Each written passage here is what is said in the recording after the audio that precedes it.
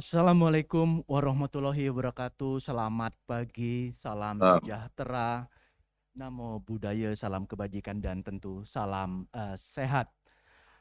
Ibu dan Bapak, rekan-rekan yang kami hormati, pagi ini dalam waktu 2 jam ke depan, kita akan melakukan sebuah diskusi, tentunya diskusi yang saya kira akan sangat menarik dengan topik mengenai menuju Bali Demokrasi Forum, demokrasi di era pandemi menjawab tantangan dari setiap negara. Ibu dan Bapak, rekan-rekan media, suatu kehormatan bagi kita karena pagi ini kita mendapatkan kesempatan untuk mendengarkan paparan dari 3 tokoh utama yang memahami sekali isu demokrasi dan juga tentu perkembangannya tidak saja di Indonesia, namun juga di kawasan. Yang pertama nanti kita akan mendengarkan paparan dari Bapak Helmi Faisal Jaini, anggota Komisi 1 DPR. Kemudian yang kedua kita akan mendengarkan paparan dari Dirjen Informasi dan Diplomasi Publik Kementerian Luar Negeri, Bapak Dr. Teguh Faizasah. Dan yang terakhir dari pakar politik internasional Universitas Paramadina, Dr. Mahmud Shaltut. Perkenankan saya untuk kita segera memulai kegiatan pagi ini untuk mengenalkan profil dari ketiga pembicara kita yang terhormat. Pertama-tama Bapak Helmi Faisal Zaini, anggota Komisi 1 DPR RI. Beliau adalah Sekretaris Jenderal Pengurus Besar Nahdlatul Ulama. Beliau juga alumni Universitas Darul Ulum dan Universitas Paramadina dan pernah menjabat sebagai Menteri Pembangunan Daerah Tertinggal. Berikut Dr. Teguh Faizasah, Direktur Jenderal Informasi dan Diplomasi Publik Kementerian Luar Negeri. Beliau alumnus Universitas Waikato Selandia Baru, kemudian sebelumnya di Universitas Birmingham, Inggris, dan mendapatkan gelar S1 dari Universitas Padjadjaran, Bandung, Indonesia. Beliau aktif menulis di berbagai media nasional dan internasional, dan sebelumnya juga pernah menjadi Duta Besar Republik Indonesia untuk Kanada dan Wakil Tetap Republik Indonesia untuk International Civil Aviation Organization atau ICAO. Beliau juga pernah menjadi penasihat politik internasional Presiden RI periode 2010-2014 dan jubir Presiden di bidang hubungan internasional 2010-2014.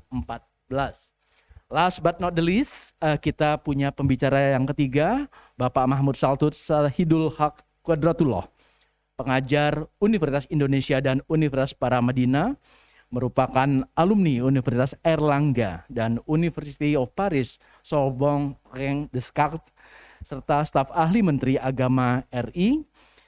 Beliau menjadi konsultan di Badan Intelijen Negara, pendiri ENP Insight dan SP Law Firm. Beliau juga merupakan licensed trainer, computer assisted qualitative data analysis, dan menjadi peneliti dan analis mitra pada World Bank, UNDP, Bappenas, SKK Migas, Pertamina, dan Kementerian Hukum dan HAM RI, dan masih juga menjadi fasilitator dan trainer pada Kementerian Luar Negeri. Rekan-rekan media, saya kira karena dalam waktu dekat pada tanggal 9 Desember 2021 kita akan menyelenggarakan Bali Demokrasi Forum yang ke-14. Saya kira ini momentum yang tepat untuk kita menggali lebih dalam apa itu Bali Demokrasi Forum, apa itu manfaatnya, dan apa yang ingin dicapai di dalam pertemuan yang akan datang tersebut. Mengingat pada saat ini kita tengah mengalami pandemi, apa tantangan yang dihadapi oleh demokrasi di tengah pandemi, apa yang terjadi bagi rakyat, apa yang wajib kita ketahui, dan apa yang harus dilakukan oleh pemerintah. Untuk tidak memperpanjang waktu, saya ingin meminta kesempatan pertama kepada Bapak Helmi Faisal Zaini untuk memberikan paparan dalam presentasi beliau yang kami berikan waktu sekitar 20 menit. Bapak Helmi Faisal Zaini, layar kami berikan kepada Bapak. Silakan Bapak. Terima kasih. Baik, Assalamualaikum warahmatullahi wabarakatuh. Selamat pagi dan salam sejahtera untuk kita semua. Yang saya hormati Teguh Faiza Syah, ini sahabat saya lama, Pak Dirjen di Kemenlu, dan juga yang saya hormati para narasumber. Di sini ada Pak Mahmud, juga yang terhormat Pak Moderator Ahsanul Habib, dan juga para pewarta, para hadirin hadirat sekalian. Senang sekali pada pagi yang cerah ini saya diajak ikut urun rembuk dalam menyambut menyongsong satu forum bergengsi, yaitu Bali Demokrasi Forum, di mana forum ini tentu sebagai bagian dari upaya kita menjadi bagian penting dalam proses yang kita sebut sebagai upaya untuk mesejahterakan masyarakat, baik kawasan maupun global. Maka di sesi yang pertama ini saya ingin menyampaikan bahwa Indonesia sebagai negara dengan jumlah penduduk terbesar keempat di dunia, setelah nomor satu tentunya adalah China, kemudian sekitar 1 miliar lebih, dan kemudian adalah India, dan setelah itu adalah Amerika Serikat. Indonesia sebagai negara yang kira-kira sekitar 270 jutaan, ya. Dan di sana juga kita lihat Indonesia kita kenal sebagai negara dengan jumlah penduduk Muslim terbesar di dunia. Maka dalam konteks itu saya kira kita harus menjadi bagian penting dalam upaya kita untuk melakukan sebuah transformasi besar, terutama dalam upaya kita mewujudkan apa yang disebut sebagai demokratisasi. Meskipun kalau kita lihat indikator-indikator yang ditujukan oleh satu lembaga yang disebut dengan The Economist Intelligence Unit, bahwa Indonesia secara dunia kita masih menempati posisi sekitar 60-an, dan di Asia Tenggara kita masih nomor 4, dengan indeks yang dalam satu dekade ini kita masih turun terus, indeks demokrasi kita. Tentu ini menjadi upaya kita bersama, bahwa upaya untuk mewujudkan demokratisasi itu adalah sesuatu yang nyata. Meskipun kalau kita lihat demokrasi baik prosedural, sesungguhnya Indonesia sejak tahun 2004, di mana kita telah menyelenggarakan sebuah perhelatan akbar, yaitu pemilu presiden secara langsung, maka kita kenal apa yang disebut sebagai one man one vote, satu orang satu suara, dengan ketentuan bahwa kalau kita misalnya membanding saja dengan Amerika, ya, yang kita lihat di sana kita kenal yang suatu sistem yang disebut dengan pengumpulan pada electoral college, maka sesungguhnya kalau demokrasi secara prosedural, kita sesungguhnya memiliki nilai kualitas demokrasi yang lebih jauh. Karena setiap manusia itu dihargai satu nilai. Ya. Berbeda dengan di Amerika yang tentu kita lihat berbasis pada electoral college. Nah, menghadapi tantangan pandemik ini, sesuatu yang tidak mudah, lebih 215 negara sekarang mengalami satu pandemik yang luar biasa. Kita juga masih mengkhawatirkan ya, Omikron yang kita lihat dalam gelombang ketiga ini. Kita harapkan tentu dengan pembelajaran kita menghadapi tahun 2020, di mana kita menghadapi gelombang pertama COVID-19 ini, kita harapkan kita lebih mawas diri dan kita jauh lebih siap. Ya. Maka dalam konteks ini, saya juga ingin menyampaikan bahwa ada 3 tantangan besar sesungguhnya dihadapi oleh kita, bahkan oleh dunia, ya, menghadapi era di 2021-2022 ini. Setidaknya saya menyebut 3 hal itu. Yang pertama adalah bahwa kita menghadapi satu transformasi digital yang luar biasa, era yang disebut sebagai revolusi 4.0, di mana Indonesia sendiri diperkirakan pada tahun 2045 yang akan datang akan lebih banyak dihuni 70% oleh generasi milenial. Bahwa berbagai macam kehidupan kita ini sekarang sudah bergerak berubah. Ekonomi kita sekarang sudah bergerak dari ekonomi konvensional, ya, kemudian bergerak kepada apa yang disebut sebagai ekonomi digital. Saya punya kawan di perbankan, ketika saya tanya berapa migrasi yang terjadi, transaksi keuangan yang selama ini mereka datang secara konvensional ke bank, kemudian berubah menjadi transaksi online. Mereka sampaikan sudah 90% lebih bahwa nasabah ini sekarang sudah melakukan transaksi secara online. Begitu pula dalam bidang pendidikan. Kita sekarang sudah mengenal pendidikan model jarak jauh, sehingga ke depan saya kira adalah sesuatu yang nyata bahwa kampus-kampus tidak lagi bertemu secara fisik, tetapi akan memasuki sebuah tantangan yang sangat baru. Dalam bidang keagamaan juga sama, kita menghadapi apa yang disebut sebagai dakwah secara virtual.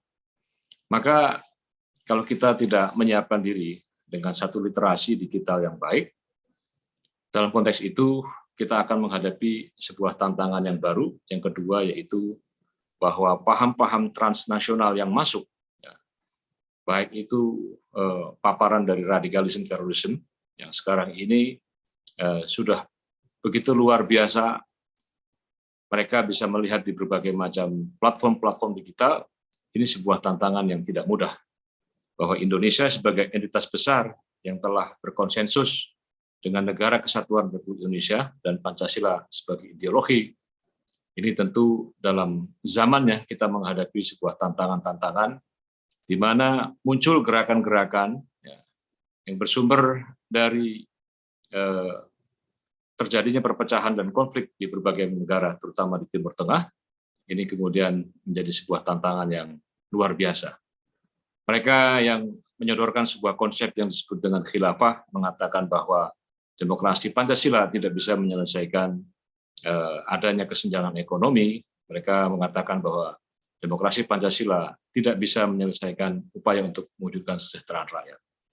Bahwa saya sering nyatakan bahwa masalah kesenjangan, masalah keadilan ekonomi, kalau kita melihat pada satu sistem yang sudah kita anut, yaitu demokrasi Pancasila, sesungguhnya telah membuka jalan seluas-luasnya bagi upaya kita untuk memenuhi kesejahteraan dan keadilan. Tetapi terus terang saja bahwa kita masih menghadapi apa yang disebut sebagai upaya kita untuk melakukan sebuah reformasi besar-besaran dalam tata kelola pemerintahan menuju clean and clear government, sehingga kita ke depan tentu harapan ini akan terwujud di masa yang akan datang. Dan tentu adalah tantangan yang ketiga adalah bahwa kita menghadapi apa yang disebut sebagai datangnya wabah COVID-19 ini, ya, yang kita semua berharap tentu belajar dari pengalaman yang ada, bahwa pada akhirnya ketahanan imun dalam bentuk membangun satu lifestyle gaya hidup yang sehat adalah kunci dari semua masalah. Demikian, saya tidak bisa berpanjang lebar, ini masih akan ada acara lain, dan saya menyampaikan selamat berdiskusi, menyongsong Bali Demokrasi Forum. Mudah-mudahan Indonesia tetap terdepan dalam upaya kita untuk berkontribusi, melakukan sebuah transformasi besar-besaran, mewujudkan keadilan dan kesejahteraan. Terima kasih, selamat berdiskusi. Assalamualaikum warahmatullahi wabarakatuh. Waalaikumsalam warahmatullahi wabarakatuh, Pak Helmi Faisal Zaini. Kita mencatat, Pak, ada beberapa isu yang sangat substantif yang Bapak tanyakan, yang Bapak sampaikan. Kami juga memperoleh informasi bahwa Bapak harus menghadiri rapat lain, namun jika dimungkinkan dan diperkenalkan Pak Helmi, barangkali saya ingin memberikan satu pertanyaan yang kira-kira Bapak bisa elaborasi lebih lanjut terkait dengan apa yang Bapak sampaikan tadi, terkait dengan paparan mengenai bahwa masa depan Indonesia nantinya akan banyak didominasi atau ditentukan oleh peran generasi milenial. Pertanyaan yang mungkin muncul di benak kita, Pak Helmi, adalah kira-kira apa yang dapat kita fasilitasi dalam kerangka peraturan dan kebijakan yang memberikan ruang bagi kaum milenial untuk dapat berpartisipasi dan ikut ambil kontribusi dalam sistem politik yang demokratis. Apakah keikutsertaan dalam partai politik sudah cukup ataukah ada ruang lain yang kira-kira bisa kita bangun sebagai infrastruktur demokrasi bagi generasi milenial? Itu Pak pertanyaannya, mungkin Bapak bisa memberikan insight bagi kita rekan-rekan media. Terima kasih Pak, silakan Pak. Ya, demokrasi kan sesungguhnya tidak sekedar membutuhkan kerelaan hati kita untuk menerima adanya perbedaan pendapat ataupun perbedaan pikiran. Tetapi demokrasi itu juga membutuhkan kesabaran, ketelitian, dan cinta kasih antar sesama. Jadi proses kita menuju demokrasi itu adalah sesuatu proses yang panjang. Nah, menghadapi era yang sangat baru, di mana generasi milenial ini akan terus mendominasi, sehingga memerlukan satu transformasi, ya, di mana saya kira harus dibangun sebuah kesadaran kolektif ya, dari seluruh stakeholder ya, untuk melakukan sebuah transformasi itu. Ya. Misalnya saya lihat di berbagai macam partai politik ya sudah mulai untuk mengenalkan apa yang disebut sebagai berpolitik di kalangan milenial, dengan membuat satu jargon bahwa politik yang sehat, politik riang gembira. Ya. Sehingga mereka yang dalam tanda petik itu masih antipati dengan politik, mereka dikenalkan dengan politik sebagai sebuah sarana yang tentu kalau kita mengutip ada satu kalimat bijak yang mengatakan bahwa kita boleh tidak suka dengan politik, akan tetapi politik itu mengatur Anda. Nah, kita semua tahu ya, bahwa kebijakan-kebijakan politik itu baik yang dilahirkan melalui peraturan perundang-undangan maupun keputusan-keputusan penting di DPR ataupun MPR itu akan berpengaruh sangat besar dalam dimensi kehidupan kita, baik dalam dunia ekonomi, pendidikan, budaya, politik, dan seterusnya. Nah, maka mengenalkan tentunya pendidikan politik ya kepada kalangan milenial ini adalah sebuah keniscayaan. Karena kalau kita tidak mengenalkan dunia politik kepada kalangan milenial, melahirkan antipati sehingga partisipasi politik dari generasi milenial rendah, saya kira kualitas demokrasi kita juga akan terancam semakin terpuruk. Ya. Nah, maka untuk itu ini menjadi kesadaran kolektif kita, bukan hanya tanggung jawab orang per orang ataupun satu lembaga, tapi ini merupakan tanggung jawab kita semua. Demikian, Pak Moderator. Terima kasih. Terima kasih Pak, sangat clear saya kira. Tapi saya juga ada tambahan pertanyaan Pak, meneruskan dari rekan-rekan media Pak. Tadi Bapak menyinggung mengenai demokrasi prosedural Indonesia yang jauh lebih baik dibanding indeks demokrasi di Asia Tenggara yang misalnya urutan keempat. Kira-kira bisa kita elaborasi lebih lanjut Pak, demokrasi proseduralnya seperti apa? Tadi memang sudah ada sedikit Bapak ulas, tapi mungkin bisa ditambahkan lagi untuk demokrasi prosedural yang menjadi pertanyaan tersebut. Silakan Bapak. Ya, bahwa sebetulnya entitas politik kita dalam berdemokrasi itu menggabungkan dengan apa yang disebut sebagai local wisdom, ya.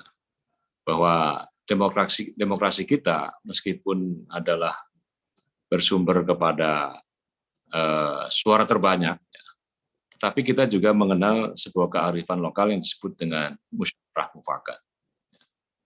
Bahwa ide tentang pengambilan keputusan melalui mekanisme musyawarah, permusyawaratan, dan permufakatan, ya, itu sebuah gagasan yang menjadi nilai luhur bangsa, ya, yang telah menjadi konsensus bersama. Maka dalam sila kita yang keempat itu juga disebutkan permusyawaratan dalam perwakilan. Ya. Maka dalam konteks itu tentu kita tidak sedang ikut-ikutan dalam sebuah sistem demokrasi yang mengarah kepada sekularisme, ya. Tetapi kita betul-betul demokrasi yang melahirkan kemaslahatan, demokrasi yang melahirkan kesejahteraan, demokrasi yang melahirkan kepada keadilan. dalam kesempatan ini saya juga ingin menyampaikan bahwa salah satu titik penting keberhasilan Indonesia dalam menjalankan demokratisasi itu juga tidak terlepas dari para founding fathers kita yang telah meletakkan konteks yang sangat penting dalam prinsip-prinsip dalam bernegara, yang saya sering menyebut bahwa dulu Gus Dur pernah menyebut ada 3 model paradigma dalam konteks relasi agama dengan negara. Pertama adalah paradigma yang disebut dengan paradigma integralistik, di mana nilai agama dan negara ini menyatu dalam satu kesatuan, sehingga nilai-nilai agama ini menjadi hukum positif. Kalau kita lihat misalnya di sini adalah Saudi Arabia yang menerapkan hukum-hukum Islam dalam konteks hukum positif berbangsa bernegara. Nah, yang kedua adalah apa yang disebut dengan paradigma sekularistik, yaitu yang memisah tegas antara agama dengan negara. Misalnya contohnya adalah setelah Khilafah Utsmani yang runtuh, kemudian gerakan reformasi yang dilakukan oleh Mustafa Ataturk, ini kan melakukan upaya yang sangat luar biasa dengan memisah antara agama dengan negara. Nah, yang ketiga adalah yang apa disebut sebagai paradigma simbiotik, yang meletakkan agama dengan negara ini dalam satu yang disebut sebagai harmonisasi, sehingga agama itu tidak dipisahkan sama sekali, tetapi juga tidak kemudian agama ini dihadap-hadapkan. Sehingga kita mengenal apa yang disebut sebagai negara bangsa. Sehingga Indonesia ini meski tidak dikatakan sebagai negara agama, tapi Indonesia ini adalah negara yang masyarakatnya beragama. Inilah menurut saya yang menjadi titik penting bahwa akhirnya kita tidak lagi menghadap-hadapkan agama dengan negara, sehingga ketika ada isu-isu menghadapi apa yang disebut sebagai paham-paham transnasional, kita sudah dewasa karena kita memiliki satu entitas yang penting bahwa Indonesia adalah negara yang di mana masyarakatnya beragama, tetapi tidak kemudian menjadikan kekakuan, sehingga dalam berbangsa bernegara kita menjadi teladan bagi seluruh masyarakat di dunia. Terima kasih, Mas. Terima kasih Bapak, saya kira sudah sangat menjawab, dan Bapak bahkan sudah menyentuh beberapa pokok dari filosofi mengapa kita menyelenggarakan Bali Demokrasi Forum. Demokrasi yang home ground dan demokrasi yang memberi kemaslahatan dan kesejahteraan manusia.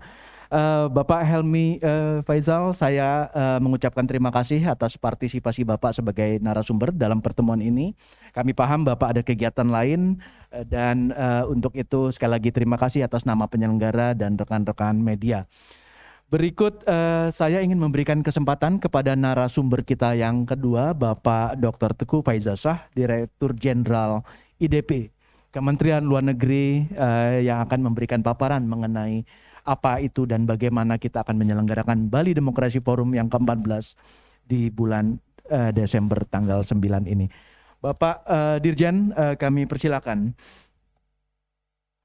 Baik, terima kasih Pak Moderator, Pak Habib yang kami banggakan, dan Assalamualaikum warahmatullahi wabarakatuh. Salam sejahtera untuk kita semua. Salam sehat tentunya.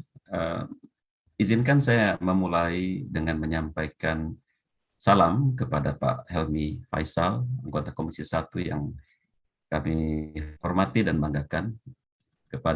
Salam hormat juga kepada Bapak Mahmud Saltut, pakar politik internasional dari Universitas Paramadina. Bapak Ibu sekalian, peserta forum diskusi ini, saya ucapkan banyak terima kasih kepada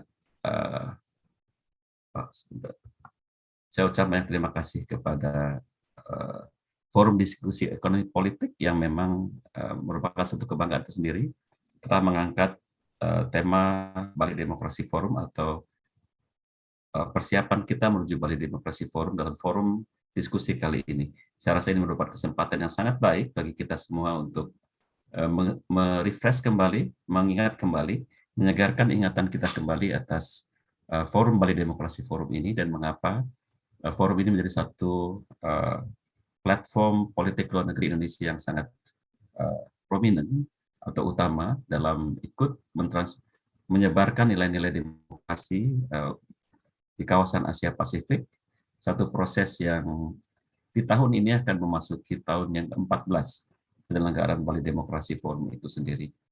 Untuk itu saya mohon bantuan rekan-rekan untuk memulai PowerPoint atau slide presentasi saya. Memang dalam kesempatan Bali Demokrasi Forum ini nanti akan saya berikan sedikit penjelasan apa yang menjadi arah tujuan dan hasil akhir yang diinginkan. Namun sekedar menyegarkan kembali ingatan kita bahwa Forum Bali Demokrasi Forum ini adalah forum yang bersifat antar pemerintah atau intergovernmental yang diikuti oleh negara-negara Asia dan Pasifik untuk membahas berbagai isu atau aspek dari sistem demokrasi.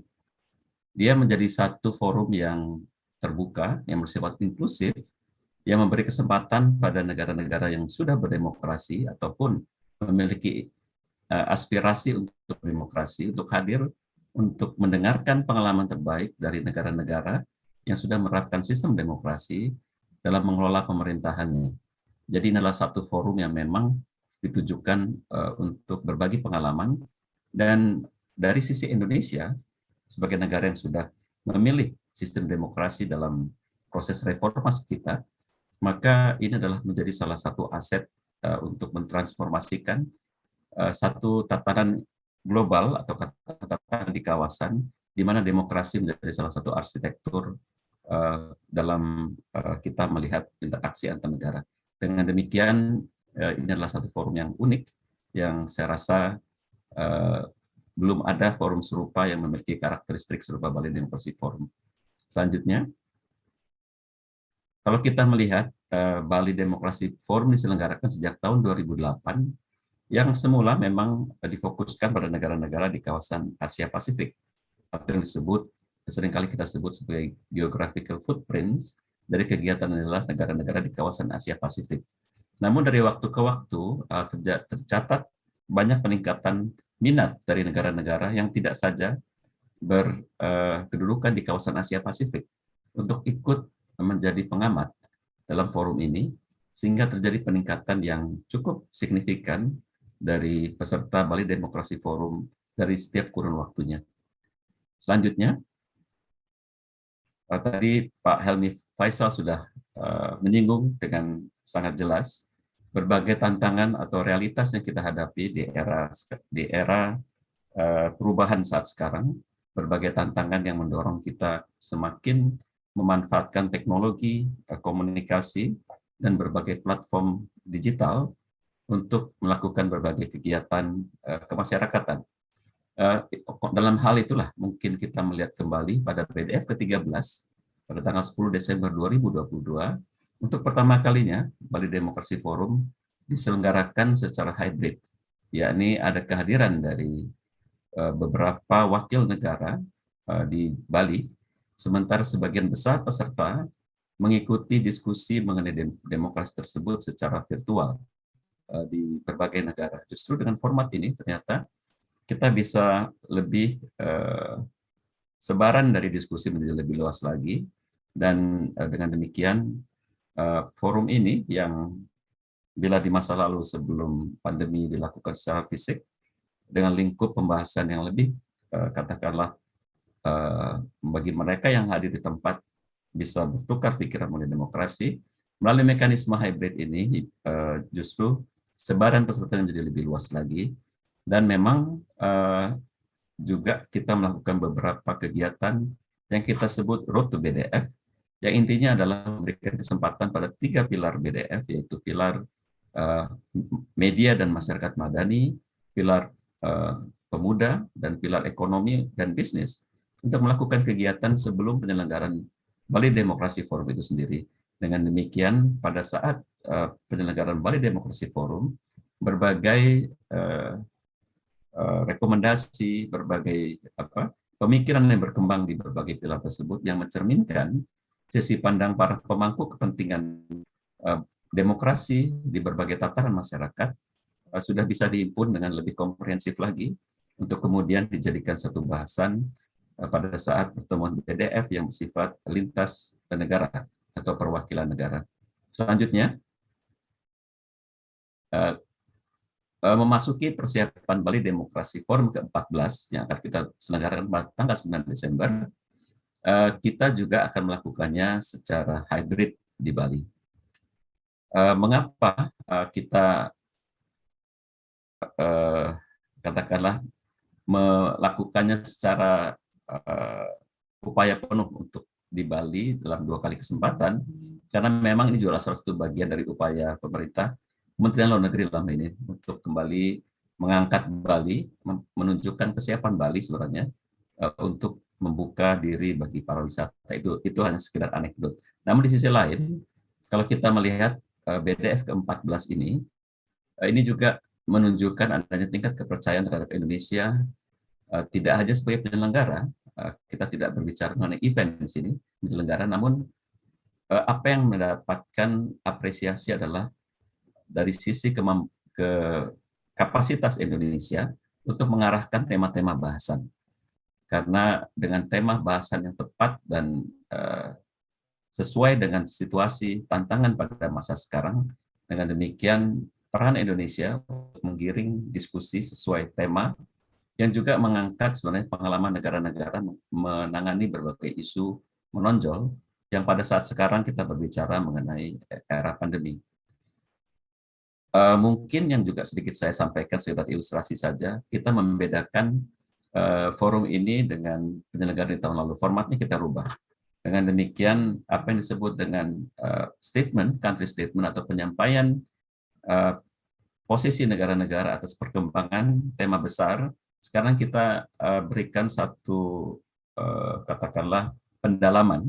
Dengan demikian, menteri-menteri luar negeri yang mewakili negaranya tidak lagi berbicara dalam konteks bangunan isu besar, namun lebih fokus pada 3 isu utama yang menjadi bahasan BDF tahun ini, yaitu bagaimana dampak COVID terhadap isu kemiskinan, bagaimana dampak COVID atau pandemi terhadap masalah ketimpangan sosial, dan juga satunya lagi adalah bagaimana di tengah COVID, pemerintahan melakukan berbagai upaya untuk tetap meyakinkan adanya inklusivitas dalam penanganan berbagai isu dalam konteks tata kelola pemerintahnya masing-masing.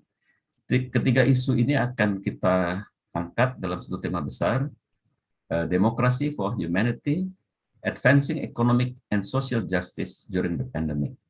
Jadi dengan demikian pembahasannya akan lebih fokus, lebih terarah, dan juga yang penting kembali saya refresh bahwa proses mendengarkan dialog pada stakeholder atau pemangku kepentingan sudah berjalan dalam beberapa minggu ini.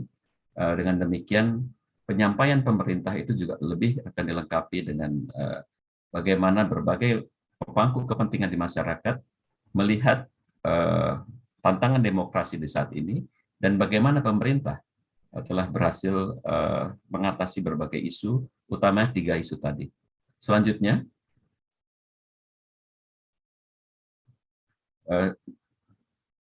kalau kita berbicara mengenai kontribusi Bali Demokrasi Forum, sebenarnya yang ingin juga kita garis bawahi adalah saya ulangi kembali, melalui proses ini kita ingin mempromosikan nilai-nilai demokrasi yang progresif di kawasan Asia Pasifik. Namun kita meyakini bahwa satu sistem nilai demokrasi juga harus berangkat dari sistem kemasyarakatan, dan tadi Pak Helmi Faisal sudah banyak menyinggung aspek sosiokultural di masyarakat Indonesia, sehingga setiap sistem demokrasi sebenarnya tidak bisa secara ansih diperbandingkan karena memiliki ciri-ciri tersendiri berdasarkan aspek sosiokultural kemasyarakatannya. Namun melalui forum BDF ini ada prinsip-prinsip demokrasi yang berlaku umum yang bisa disaling diskusikan. Dengan demikian, kalau kita melihat kembali pada awal pembentukan BDF, pemikirannya adalah bagi satu negara yang ingin menerapkan sistem demokrasi, mereka tidak perlu harus melalui satu proses panjang, proses trial and error, namun cukup bisa mengambil dari pengalaman terbaik dari masing-masing negara. Dengan demikian, cost atau biaya yang dikeluarkan dari satu proses pembelajaran yang katakanlah bisa saja berdarah-darah ya, tidak perlu mereka lalui, tapi mereka bisa mengambil dari pengalaman terbaik masing-masing negara dalam menerapkan sistem demokrasi. Dengan demikian, harapan kita sebenarnya bahwa apabila tata nilai demokrasi sudah menjadi bagian dari kepemilikan di kawasan, maka dia akan berkontribusi bagi perdamaian dan kemakmuran di masyarakat.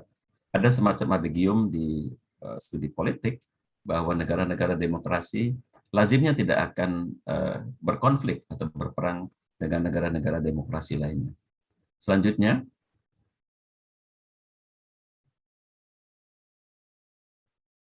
kalau kita sekarang masuk ke pilihan sistem demokrasi, kurang lebih dalam beberapa waktu yang lalu, setelah ada satu kajian, bagaimana masyarakat kita menilai sistem demokrasi. Yang menarik yang kita garis bawahi adalah lebih dari 70% masyarakat di tanah air kita menyatakan dukungannya terhadap sistem demokrasi sebagai pilihan sistem politik Indonesia di Indonesia. Dengan demikian, ini adalah kesadaran politik di masyarakat bahwa apa yang sudah dicapai dari proses reformasi, sistem demokrasi yang sudah berjalan harus kita jaga dan lanjutkan. Karena artinya bahwa sistem demokrasi itu sendiri telah berhasil memperjuangkan kepentingan nasional kita, memproyeksikan nilai-nilai nasional kita dalam konteks dalam konteks diplomasinya dalam hal ini. Dengan demikian, harapan kita, para generasi muda tadi sudah digarisbawahi oleh Pak Helmi Faisal, memiliki keyakinan bahwa apa yang sudah didapatkan dari proses transformasi, reformasi politik kita akan mereka lanjutkan dan terus dewasakan ya. Kita selalu melihat bahwa proses demokrasi itu tidak hanya berhenti pada apa yang disebut dengan demokrasi prosedural atau proses pemilu yang berkesinambungan dari waktu ke waktu, tapi juga kematangan berbagai infrastruktur demokrasi di tanah air kita. Oleh karena itulah dengan kita bisa berbangga bahwa kita di antara lain dikenal atau direcognize, ada rekognisi pada level internasional atas kemajuan Indonesia di bidang demokrasi, antara lain misalnya kita menjadi anggota Dewan HAM, dan di sini ada Pak Habib sebenarnya ya, moderator kita adalah Direktur HAM di Kementerian Luar Negeri, yang mungkin bisa juga nanti pada waktunya selain sebagai moderator juga berbicara mengenai bagaimana kita memproyeksikan nilai-nilai HAM kita dalam kerangka internasional, dan tidak ada ragu-raguan bagi Indonesia bahwa kita sebagai bangsa yang telah memilih sistem demokrasi juga memberikan penghormatan yang tinggi terhadap isu HAM. Dengan demikian kita bisa berdiri sama tegak dengan negara-negara yang selama ini menempatkan dirinya sebagai pejuang atau champion human rights. Selanjutnya, mungkin itu sekedar pengantar dari saya, Pak Habib dan Bapak Ibu sekalian. Saya kembalikan ke moderator untuk nanti lanjutnya pendalaman dalam sesi diskusi. Terima kasih. Terima kasih Pak Dirjen IDP untuk paparannya mengenai BDF. Tentu ada beberapa nanti kita akan melanjutkan dengan tanya jawab, baik yang hybrid di ruangan ini maupun juga virtual. Namun kita tahan dulu, kita punya satu pembicara yang alhamdulillah bisa hadir bersama kita secara in person, secara offline di ruangan ini. Kami ingin memberikan kesempatan kepada Pak Mahmud Saltut untuk juga memberikan paparan, dan kemudian nanti baru kita buka untuk sesi tanya jawab dengan para peserta Zoom. Pak Mahmud Saltut, layar kami berikan.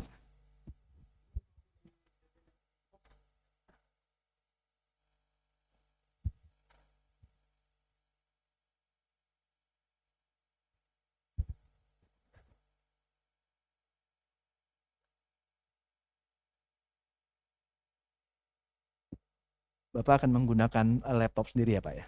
Baik.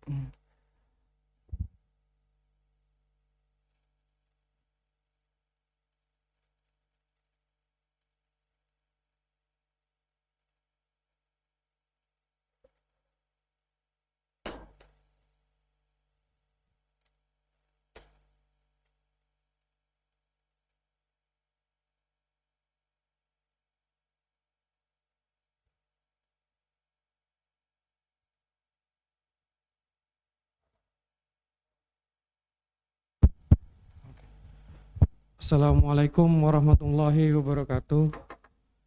Selamat pagi, Salam, Om Swastiastu, Namo Buddhaya, Bente Tung Tien, Rahayu, salam kebajikan, salam sehat semua. Bapak Ibu yang saya hormati, pertama saya ucapkan terima kasih ini untuk rekan-rekan FDEP yang mengundang kami. Terus saya izin menyampaikan salam takzim dan hormat kepada Kiai Helmi Faisal Zaini karena beliau Sekjen PBNU dan kebetulan saya Wasekjen GP Ansor. Ya. Terus yang kedua tentu saja yang saya muliakan Pak Dirjen IDP, Pak Teguh Faizasah, dan tentu saja yang saya hormati Pak Habib sebagai Direktur sekaligus moderator diskusi kita kali ini. Izinkan saya presentasi pakai Power BI ya karena ini template di Ansor, Pak. Ya, jadi kami sudah jarang pakai PowerPoint jadi. Karena kita ngomong tentang big data dan sebagainya, kita terbiasa menggunakan pengolahan dan penyajian data secara interaktif. Yang pertama terkait demokrasi and pandemic ya. Misalnya kita ngomong tentang demokrasi dan pandemik, dan ternyata tadi saya mendengarkan paparan dari Pak Dirjen, sebenarnya kita satu frekuensi nih Pak Dirjen. Jadi bahwa ada perspektif bukan hanya politik, tapi juga ekonomi dan bisnis yang harus diperhitungkan. Nah, kemudian kami mencoba mengumpulkan beberapa data dari open source yang kita sebut secara akademis kita sebutnya open source intelligence dari beberapa data sekunder, kemudian kita olah, kita hitung kembali. Nah, kenapa kemudian perspektif ini menjadi penting untuk melihat demokrasi secara sempurna? Seringkali kan kita melihat bahwa demokrasi itu kan adalah suara rakyat, dari rakyat, oleh rakyat, dan untuk rakyat. Namun demikian dalam praktek misalnya kita seringkali melihat bahwa demokrasi itu yang terjadi justru plutokrasi.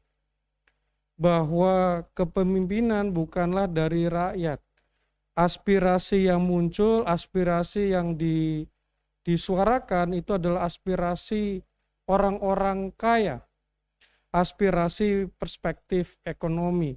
Karena kemudian seringkali dan mungkin hampir semua, tidak hanya fenomena negara berkembang, tapi juga fenomena hampir semua negara pada saat ya sebuah partai politik atau kelompok atau fraksi politik atau aliansi fraksi politik berkuasa, itu juga berbicara tentang bagi-bagi logistik. Jadi berbagi kepentingan dan keuntungan ekonomi atau berbagai tanda kutip yang seringkali kita sebut kue demokrasi. Namun sayang sekali seringkali kita tidak berani berbicara secara terbuka, Pak Direktur izin. Nah, ini kita coba lihat secara lebih dalam bagaimana sebenarnya pandemi mempengaruhi konteks politik dan ekonomi. Terus yang ketiga, ternyata tentu saja bukan hanya orang yang memiliki kekuasaan atau kekuatan ekonomi, tapi lebih spesifik yang kita sebut namanya oligarki. Yang itu merupakan kritik tajam misalnya dari teman-teman yang kita sebut suara kritis di Indonesia, bukan hanya Indonesia tapi misalnya World Social Forum dan sebagainya menyuarakan hal tersebut karena ada banyak perspektif kepentingan pebisnis dalam demokrasi prosedural atau demokrasi apapun lah namanya. Misalnya secara sederhana kita lihat hampir banyak pengurus partai itu juga pengusaha. Nah, kemudian ada misalnya kalaupun dia tidak pengusaha, dia temannya pengusaha yang misalnya kalau dia berkuasa akan berbagi kekuasaan dan berbagi tanda kutip lagi kue demokrasi. Nah, oleh karena itu kita coba melihat tiga perspektif ini secara dingin dengan data. Datanya tadi yang disebutkan oleh Kiai Helmi juga ada beberapa yang saya pakai. Terus kemudian ada misalnya beberapa data dari failed state index dan beberapa data yang lain. Oke, kita lihat secara spesifik. Nah, misalnya kita pengen tahu sebenarnya bagaimana pandemi mempengaruhi kualitas demokrasi kita dari tiga perspektif tersebut. Nah, misalnya kalau misalnya kita lihatnya dari perspektif rata-rata, dari misalnya kita bandingkan 2 tahun sebelum pandemi dan 2 tahun setelah pandemi ya.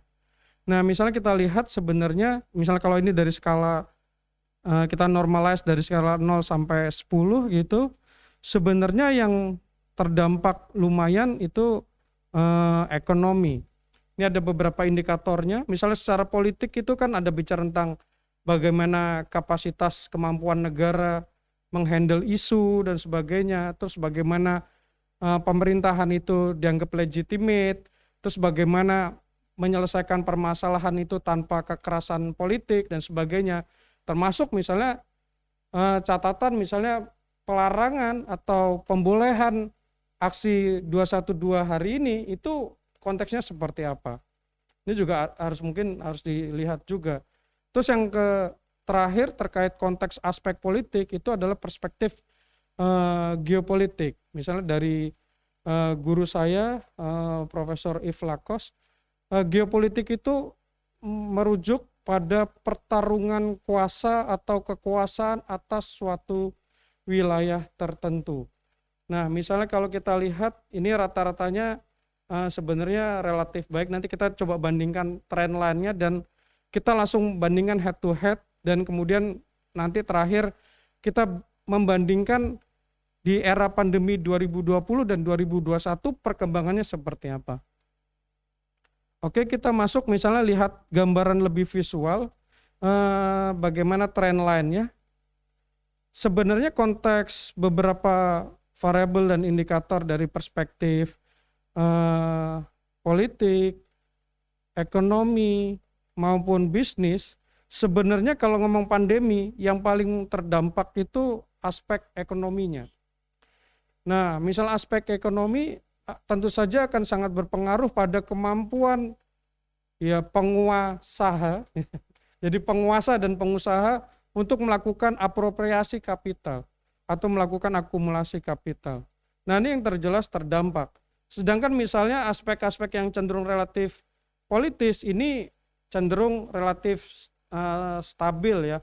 Nah, misalnya kita bisa zoom misalnya masing-masing negara punya karakter yang berbeda dan khas. Misalnya kita lihat Kanada mungkin.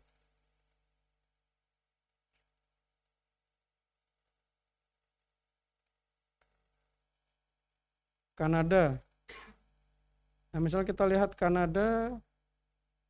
Nah, ini kita lihat Kanada yang terdampak parah itu dia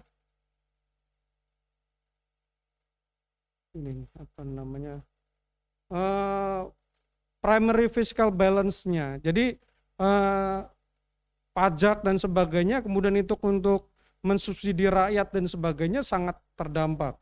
Nah, yang negara-negara lain juga berbeda. Misalnya bagaimana kita melihat Indonesia misalnya.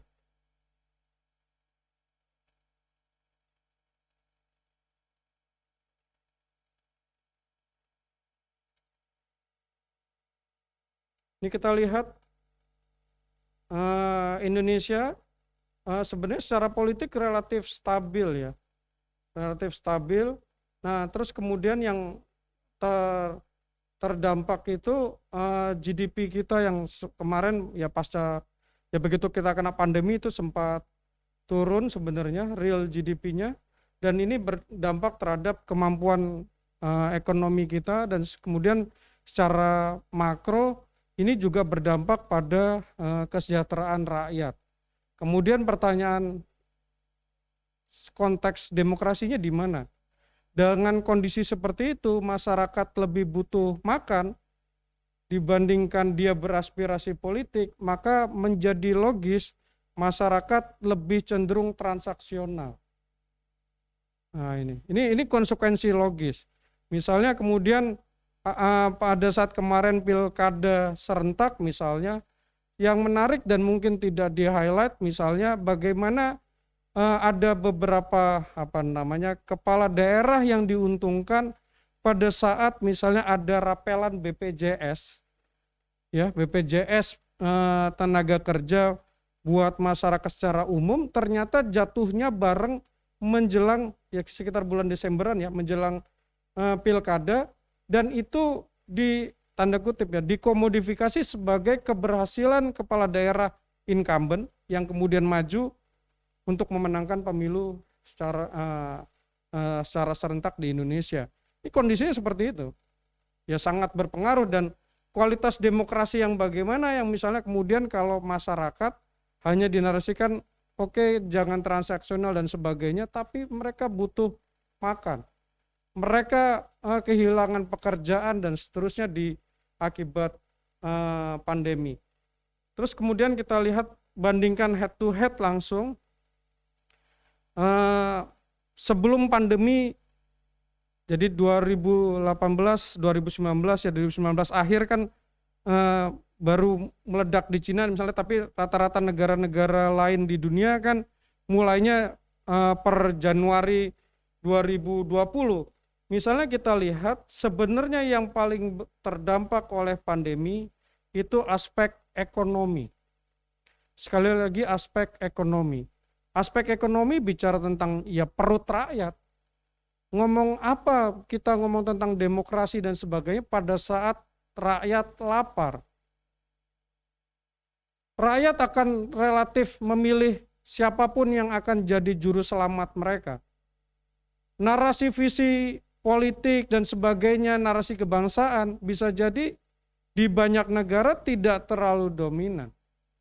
Misalnya bagaimana ada beberapa pemilihan umum di beberapa negara yang tetap masih menyelenggarakan pemilihan umum, khususnya itu lebih cenderung menguntungkan incumbent. Karena incumbent punya kekuatan mengatur ekonomi wilayah dan siapa yang dikasih tanda kutip kue demokrasi dan siapa yang tidak.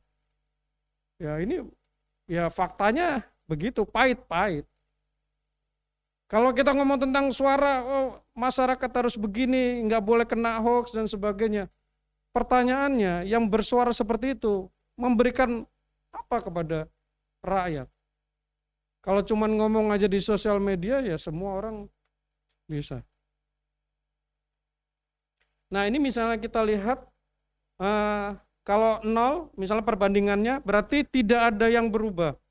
Terus kalau dia nilainya minus, berarti kondisinya semakin memburuk. Nah kita lihat bahwa kondisi memburuk itu sebelum dan pasca pandemi lebih besar di aspek ekonomi ya. Nah ini misalnya ekonomi minus 16,97, ini rata-rata dunia. Terus kemudian paling besar misalnya konteks ekonomi itu adalah pertumbuhan ekonomi yang cenderung declining ya secara konteks global. Itu secara global misalnya kalau kita bandingkan year to year tahun sebelumnya dan era sebelumnya dan era pada saat kita mengalami pandemi, itu secara global rata-rata mengalami penurunan sekitar minus 30,59%. Itu berarti ekspor impor terganggu, saving terganggu, government spending terganggu, dan seterusnya. Ekonomi mengkeret. Pertanyaannya, yang bisa mengkonsolidasi kekuasaan rakyat siapa? Ya fakta. Terus bagaimana konteks bisnis? Konteks bisnis sebenarnya juga terdampak, tapi kalau lihat dari nilainya ini tidak terlalu besar. Jadi misalnya kalau bisnis operationnya relatif lebih kecil, mengalami dampak dari pandemi, kemudian karena di masa pandemi banyak mekanisme entah self-help atau mekanisme tanda kutip invisible hand gitu, yang sebenarnya itu adalah tangan negara, tangan mereka yang berkuasa, tangan mereka yang dipilih oleh rakyat secara demokratis untuk menyelamatkan teman-temannya. Ya misalnya kita ngomong tentang Omnibus Law dan sebagainya lah, ada banyak mekanisme jaring pengaman untuk pengusaha. Ya mungkin alasannya banyak, dampak sistemik dan sebagainya. Dan ini bukan fenomena khas negara berkembang. Dan ini bukan hanya fenomena khas Indonesia, tapi ini fenomena global. Ini. Terus kemudian kalau shock, ya jadi bagaimana bisnis terdampak, kena tekanan ya lebih besar dibandingkan operasional mereka. Jadi banyak hal yang harus dikerjakan berbeda dengan sebelum pandemi. Misalnya sebelum pandemi orang bisa ngomong, bisa ketemu dengan orang, dan mungkin ada beberapa transaksi politik atau transaksi korupsi dan sebagainya lebih mungkin dilakukan. Tapi yang menarik ada tanda kutip mungkin kita sebut berkah pandemi, transaksi-transaksi kotor yang menjadi buffer agar operasi bisnis itu tidak terkena dampak besar itu berkurang. Karena kan harus lewat lewat daring, lewat online, semua digital dan sebagainya. Hampir tidak ada interaksi dengan meja dan di bawah meja ya Pak Dir. Nah ini menarik. Tapi kemudian kita coba zoom lebih detail pada saat era pandemi 2020 dan 2021. Kita kalau membandingkan 2020 dan 2021 ada fakta yang menarik bahwa ternyata ekonomi lebih pulih duluan dibandingkan aspek politik maupun aspek bisnisnya. Jadi ekonomi ini sudah mulai tumbuh, ekspor impor sudah mulai tumbuh, pariwisata misalnya kemudian sudah mulai bergerak walaupun belum kembali ke titik semula. Tapi misalnya dibandingkan tahun 2020, tahun 2021 ini cenderung lebih baik. Misalnya, tapi kemudian di tahun 2021 ini juga ada misalnya nilai negatif di konteks politik mulai terkait state capacity, legitimasi politik, kekerasan politik dan juga konteks geopolitik. Misalnya bagaimana ada beberapa kasus penggulingan rezim di beberapa negara ini terjadi justru di tahun 2021 pada saat ekonominya cenderung relatif membaik. Indonesia bagaimana? Indonesia alhamdulillah tidak mengalami itu, ekonomi kita tetap tumbuh baik ya. Dan legitimasi politik kita ya mungkin ada yang coba menggerus dan sebagainya, legitimasi politik Pak Jokowi relatif baik walaupun ada penurunan tapi tidak terlalu signifikan. Nah ini fakta lah. Terus kemudian misalnya dari konteks operasi bisnis kita lihat ya rata-ratanya berkurangnya cuma sekitar 0,15%, kecil ya. Terus ya shocknya juga relatif kecil walaupun titik ekstrimnya misalnya bisnis shock itu minus 13,97% dibandingkan tahun sebelumnya.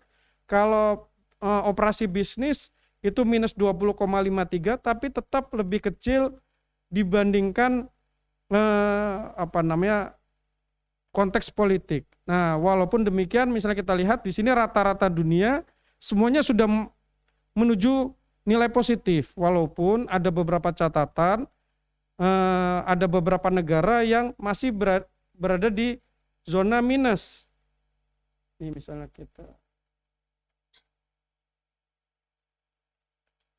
misalnya di zona minus kita lihat di konteks ekonomi ya. Ini misalnya beberapa negara yang dia akan sangat susah, misalnya alhamdulillah Indonesia nggak termasuk di sini. Ada Bangladesh dan surprisingly Perancis. Negara di mana saya belajar mulai dari master sampai doktoral, ini secara ekonomi terdampak. Chile, Suriname, Syria, Myanmar, Brunei, Kamboja, Kuba, Jerman, Pakistan dan seterusnya. Alhamdulillah ya mungkin buat Indonesia ya, perspektif Indonesia. Innalillah buat negara-negara tersebut. Misalnya yang menarik ke konteks Perancis misalnya. Bagaimana bermasalah hanya bisnis, ini sangat mempengaruhi kualitas demokrasi juga. Bagaimana misalnya secara sederhana tahun depan Prancis akan menghadapi election presidensial, pilpres bersama, dan ini akan menjadi isu yang sangat krusial. Kenapa? Karena misalnya banyak imigran di Prancis yang mayoritas imigran adalah bekerja di sektor-sektor bisnis informal. Dan apesnya sektor bisnis informal tersebut sangat related to tourism. Misalnya pada saat tourism, ya karena alasan pandemi dan sebagainya kan ada restriksi mobilitas, restriksi orang mau berkunjung ke Prancis di mana lebih ketat dan sebagainya. Akhirnya membuat tentu saja tourism Prancis itu mengalami krisis, mengalami penurunan dibandingkan year to year, dibandingkan tahun lalu. Itu mereka mengalami defisit 92%. Artinya apa? Toko kebab ya Pak Dir, ya mungkin Pak Dir kan pernah ke Paris misalnya. Toko-toko kebab yang dimiliki orang Muslim itu bleeding semua. Toko-toko souvenir yang dimiliki mayoritas imigran itu bleeding semua.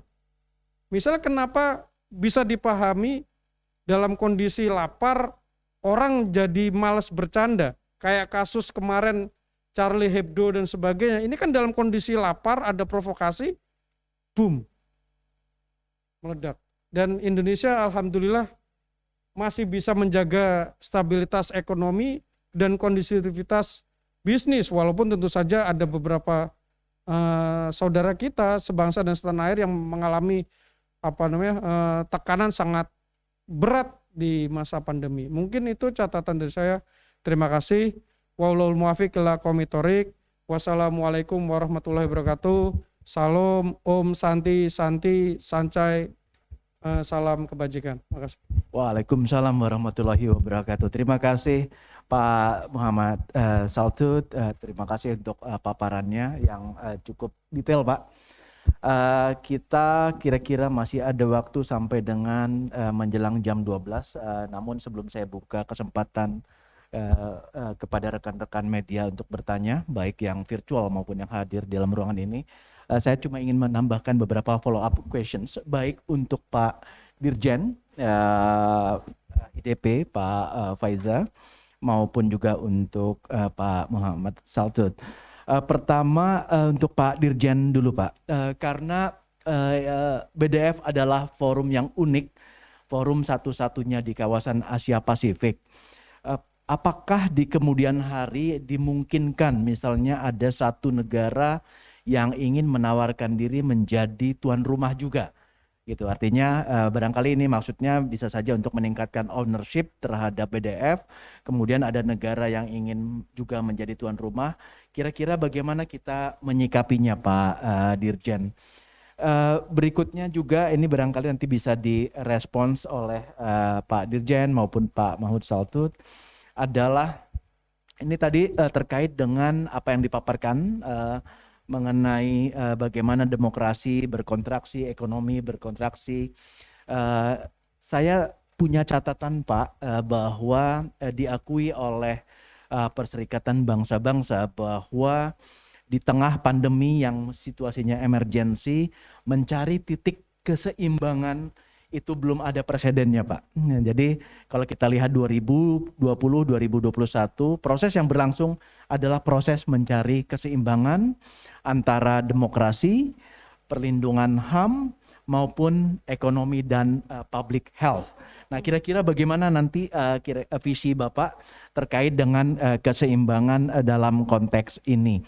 Nah berikutnya juga pertanyaan saya adalah, karena kita paham bahwa demokrasi itu tidak monolitik, ya, demokrasi itu tidak satu warna. Kita bisa lihat sistem demokrasi yang berlaku di Asia memiliki perbedaan dengan yang di Skandinavia, bahkan yang Skandinavia juga berbeda dengan yang di Amerika Utara. Kira-kira ini juga nanti related kepada pertanyaan yang saya terima dari wartawan. Kira-kira apakah beraneka ragamnya demokrasi tersebut kemudian kita promosikan menjadi satu warna melalui BDF, ataukah BDF justru memberi ruang keragaman demokrasi yang mengangkat latar belakang sejarah, sistem budaya, sistem politik, dan sebagainya? Nanti silakan direspon, baik oleh Pak Dirjen maupun Pak Mahmud Saltut. Mungkin bisa direspon dulu Pak, silakan Pak. Pak Dirjen mungkin mau merespon Baik, yang pertama Pak, silakan Pak Dirjen. terima kasih Pak Habib. Terdengar ya suara saya? Saya mendengar Baik ada Pak, eko. clear. Ya, oke, baik. Terima kasih atas pertanyaannya. Saya merespon satu persatu atau cukup pertanyaan awal dulu? Silakan seenaknya Bapak Pak. Terima kasih Pak Habib, Pak Moderator. Saya tadi disebutkan mengenai masalah ownership ya. Apakah dalam perkembangannya ke depan Bali Demokrasi Forum dimungkinkan untuk di hosting atau negara lain yang menjadi tuan rumah kegiatan Bali Demokrasi Forum? Di sini sebenarnya ada masalah ownership ya. Ownership artinya kepemilikan negara-negara peserta atas Bali Demokrasi Forum. Justru dengan kita memberikan nama Bali Demokrasi Forum, kegiatan itu sendiri sudah identik dengan Indonesia, identik dengan Bali sebagai venue, katakanlah tempat penyelenggaraan Bali Demokrasi Forum itu sendiri. Memang dalam proses perkembangan Bali Demokrasi Forum, ada beberapa kegiatan yang kita sebut chapter, seperti dengan Tunisia misalnya. Tunisia chapter memungkinkan untuk sebagian diskusi mengenai demokrasi dilakukan bersama-sama dengan Tunisia, antara Indonesia dengan pemerintah Tunisia. Jadi chapter itu tidak menggantikan Bali Demokrasi Forum, namun memberikan ruang untuk pendalaman isu-isu demokrasi tertentu dengan negara yang kemudian diberikan status sebagai chapter Bali Demokrasi Forum. Memang kalau kita bandingkan misalnya Bali Demokrasi Forum dengan Davos ya, Forum Davos itu sendiri sudah kemudian menjadi salah satu trademark kegiatan diskusi mengenai ekonomi yang dilangsungkan di Davos. Namun kemudian dalam pergerakannya ada kegiatan-kegiatan yang dalam lingkup Davos itu sendiri dilakukan di beberapa negara, namun tetap membawa prinsip-prinsip atau pendekatan yang menjadi ciri khas dari Davos economic diskusi tersebut. Jadi kalau saya melihatnya dari sisi ownership, kepemilikan, sebenarnya negara-negara peserta memiliki BDF sebagai bagian dari milik mereka dengan hadir dan berpartisipasi setiap tahunnya di Bali Demokrasi Forum. Mungkin itu sekedar respon saja, Pak. Pak Dirjen, boleh ada susulan sedikit masih terkait dengan penjelasan Pak Dirjen. Jika demikian Pak Dirjen, untuk ownership tersebut, apakah kemudian BDF memiliki kriteria khusus Pak untuk keikutsertaan dalam forum tersebut? Apakah yang diundang hanya yang full demokrasi, pseudo demokrasi, atau non demokrasi yang dibatasi gitu? Karena kita paham ada beberapa forum lain yang punya kriteria-kriteria yang sangat membatasi sehingga mengundang kritik dan komentar dari banyak pihak termasuk dari negara-negara lainnya, Pak. Silakan Pak Dirjen. Baik, terima kasih Pak Habib. Saya mungkin ini agak mendekati pertanyaan ketiga ya, bagaimana kita menempatkan proses BDF ini dalam kita melihat ya, kalau bird overview terhadap sistem politik yang sangat beragam di dunia ini, terlebih lagi juga di kawasan Asia Pasifik. BDF ini tidak dalam arti mencari satu penyeragaman sistem model demokrasi. Kita memang dari sisi karakteristik BDF itu sendiri adalah satu forum yang memungkinkan negara-negara yang sudah berdemokrasi atau memiliki aspirasi untuk berdemokrasi duduk bersama, mendengarkan, belajar dari pengalaman terbaik negara-negara yang sudah menerapkan prinsip-prinsip demokrasi dalam tata kelola pemerintahan mereka. Jadi kalau kita bayangkan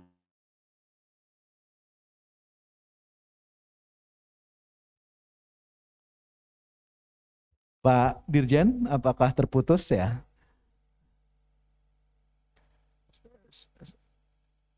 Saya kira terputus. Ya, oh ya, silakan Pak, lanjut. Oke, baik. Kalau berat saya tutup kameranya mungkin ya, mohon maaf ya. Mungkin akan lebih baik tanpa kamera, Pak Habib. Silakan Pak Dirjen. Baik. Jadi kalau kita cermati, BDF tidak memiliki niatan untuk mencari satu sistem demokrasi terbaik. Semua negara kita yakini yang sudah berdemokrasi ataupun memiliki aspirasi berdemokrasi bisa berkontribusi pemikiran terbaik. Bagaimana tata kelola pemerintahan, bagaimana mereka memberikan pelayanan kepada masyarakat. Namun tentunya satu sistem demokrasi memberikan ruang partisipasi publik yang lebih besar daripada satu sistem otoritarian atau tertutup. Dengan demikian, Bali Demokrasi Forum ini memang didesain untuk memberi kesempatan bagi negara-negara yang memiliki aspirasi atau pemikiran untuk berdemokrasi, belajar dari pengalaman terbaik dari negara seperti Indonesia yang melakukan transformasi politik di awal tahun 2000, katakanlah di era reformasi. Pengalaman Arab Spring misalnya sering dilihat sebagai satu proses upaya negara-negara mengganti sistem politik mereka menjadi lebih demokrasi, namun ternyata proses itu sendiri tidak berjalan dengan cukup baik. Ada memang upaya yang pernah dilakukan, semacam capacity building, dari mereka-mereka yang ikut dalam proses Bali Demokrasi Forum untuk berbagi pengalaman dengan negara-negara di Timur Tengah pada waktu itu. Namun kita melihat proses ini juga tidak berjalan secara smooth atau lancar. Artinya, BDF ini bisa menjadi satu point of reference atau rujukan bagi negara-negara dalam mereka ingin melakukan upaya terbaik pelayanan masyarakat, bagaimana memberikan ruang seluas-luasnya bagi berbagai kepentingan atau stakeholder politik dalam negeri berpartisipasi dalam proses perumusan kebijakan dan juga implementasi kebijakan itu sendiri. Jadi ini adalah satu katakanlah forum yang bersifat terbuka ya. Ada forum-forum lain yang memang exclusively atau memang didesain untuk memberi ruang pada negara-negara yang mengklaim dirinya sebagai demokrasi untuk ikut berdiskusi di forum tersebut. Jadi tidak dari sisi pendekatan justru berbeda. Bali Demokrasi tidak didesain seperti itu. Memang dari proses diskusi itulah negara-negara peserta bisa belajar lebih banyak lagi dan mengambil pengalaman terbaik dari negara tersebut. Itu mungkin Pak Habib, saya juga mencoba mengkaitkannya dengan pertanyaan nomor 3 tadi. Terima kasih Pak Dirjen. Ada kata kuncinya di sini saya kira bahwa demokrasi itu pada akhirnya menjadi instrumen kebijakan untuk kesejahteraan manusia. Pak Mahmud Saltut ingin juga merespon Pak beberapa pertanyaan tadi, silakan Pak. Ya, terima kasih untuk pertanyaannya. Pertama terkait Bali Demokrasi Forum. Sebenarnya kita harus berbangga bahwa kita punya sebuah forum internasional, forum yang representatif, dan ini forum diakui oleh banyak negara-negara di dunia. Ini semacam sebuah forum, kan namanya forum itu sebuah tempat ajang berkumpul-kumpul, sharing knowledge, sharing experience. Intinya kan ngobrol. Ngobrol sendiri itu kan kalau secara konteks psikologi itu merupakan terapi untuk kita menghadapi stres dan sebagainya kan. Nah, tapi mungkin ada catatan dari saya bahwa terkait demokrasi memang sebaiknya tidak kemudian diseragamkan. Semuanya punya karakter, punya kebijaksanaan lokal dan sebagainya. Tapi mungkin Bali Demokrasi Forum punya monitoring dan evaluasi. Bukan sekedar cuman ajang kumpul-kumpul reuni tahunan yang diinisiasi oleh teman-teman Kemlu. Seperti yang mungkin kita berkaca pada Davos ya, World Economic Forum.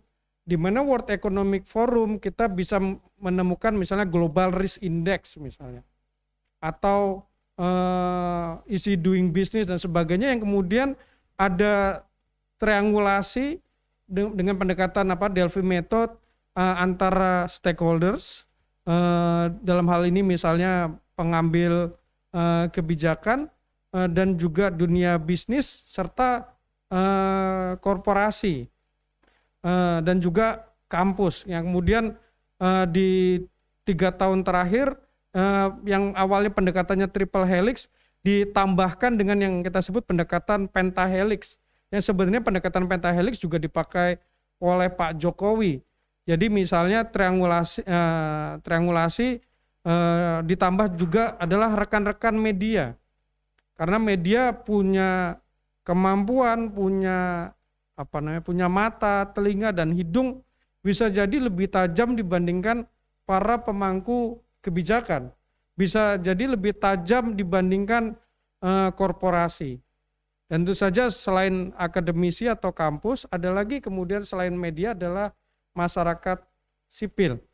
Nah ini kemudian ditriangulasi, semuanya melakukan assessment bagaimana sih kualitas demokrasi di negaranya. Misalnya nanti kita sepakati perspektifnya apa yang kita coba lihat. Misalnya kalau tadi disampaikan oleh Pak Dirjen bahwa Bali Demokrasi Forum ada beberapa pilar, misalnya dari pemuda, masyarakat sipil, dari pilar ekonomi, pilar bisnis dan sebagainya. Pertanyaannya, apakah cuman berhenti di forum kecil antar mereka tapi tidak disatukan, ngobrol bareng, mungkin berlaku Satam House Rule ya. Kita obrolkan apa yang ada di ruangan, tapi nanti kemudian muncul semacam kayak Bali Demokrasi Index. Harusnya seperti itu. Jadi kemudian orang tahu, oh kita tahun ini dibandingkan tahun sebelumnya Indonesia berada di nilai berapa. Kan tidak, ini tadi saya coba ya melihat dari perspektif ya random ya, dari perspektif politik, ekonomi dan bisnis. Tapi kan harusnya Bali Demokrasi Forum punya data yang lebih solid, data primer. Nanti misalnya beberapa tokoh media diundang, coba sih menurut teman-teman media, gimana sih kualitas demokrasi di Indonesia misalnya. FDIP mungkin bisa jadi salah satu narasumber yang kita tanya dalam pendekatan Delphi Method. Terus misalnya bagaimana perspektif demokrasi misalnya dari beberapa partai politik, mulai dari oposisi sampai yang mereka saat ini berkoalisi di pemerintahan Pak Jokowi, kita ukur, kita harus fair, nanti dibandingkan negara-negara lain. Misalnya dari situ kita tahu, oh kita apakah on the right track, ataukah sebenarnya kita setback ke belakang.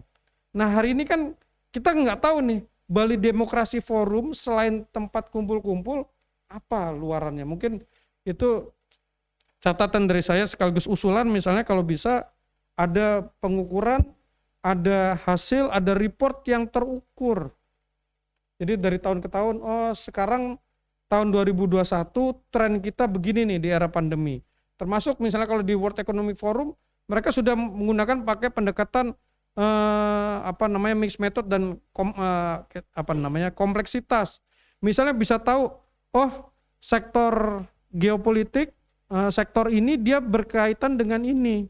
Misalnya nanti kita bisa tahu sektor demokrasi, misalnya dari perspektif politik, hubungannya ini dengan ini. Indikator ini yang harus misalnya kita bisa punya pattern lah.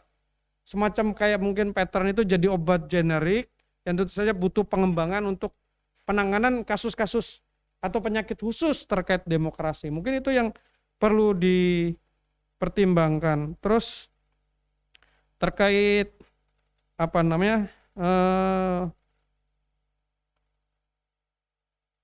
kombinasi atau titik tengah antara kesehatan masyarakat, demokrasi, konteks politik, dan ekonomi, yaitu dilema yang kita hadapi hari ini.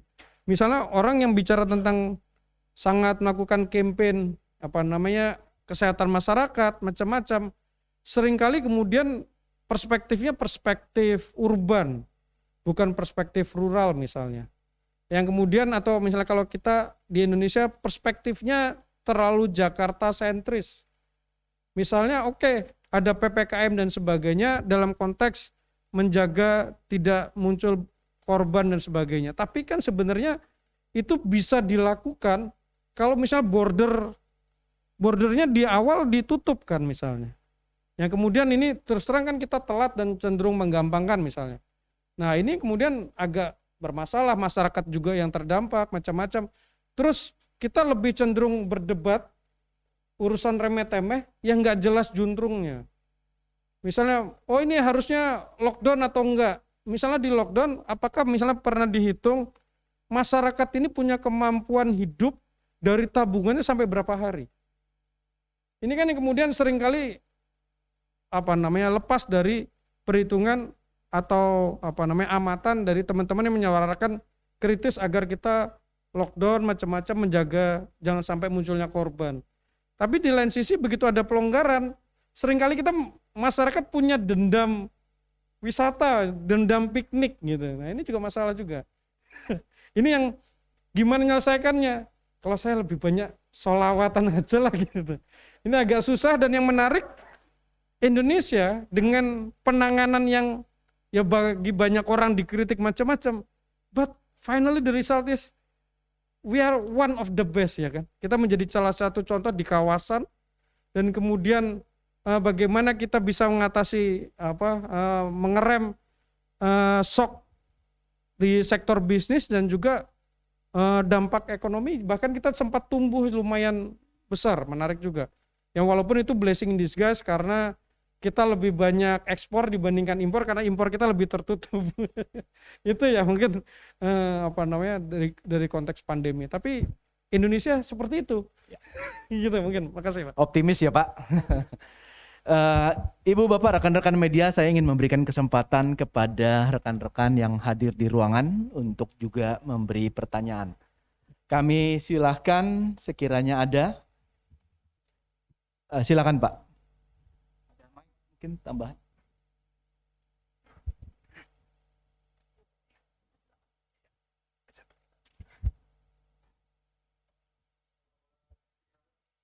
Mohon disebutkan medianya Pak dan ditujukan kepada siapa pertanyaan.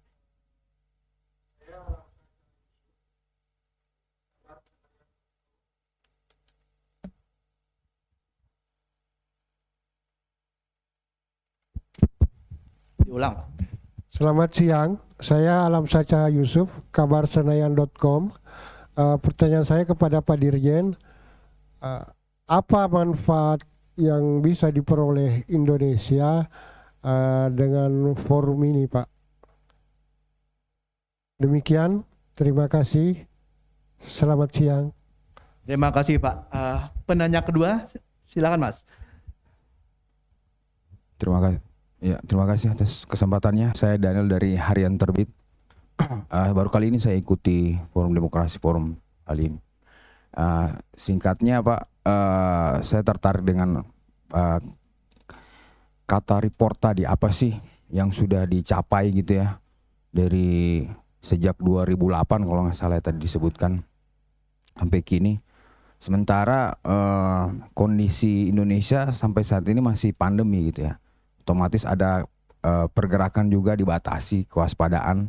Dan apa sih target-target yang akan dicapai pada saat kegiatan nanti dilakukan di Bali itu gitu ya. Jadi apa nanti berimbas kepada UMKM di Bali atau di Indonesia, misalkan dari tamu-tamu disiapkan souvenirnya sehingga lakulah barang-barang UMKM di sana misalnya gitu. Nah, kemudian target-target dari segi kerjasama misalnya hubungan bilateral itu apa? Sementara kita ketahui negara-negara lain kan masih monarki ya, bukan republik kayak di Perancis gitu ya.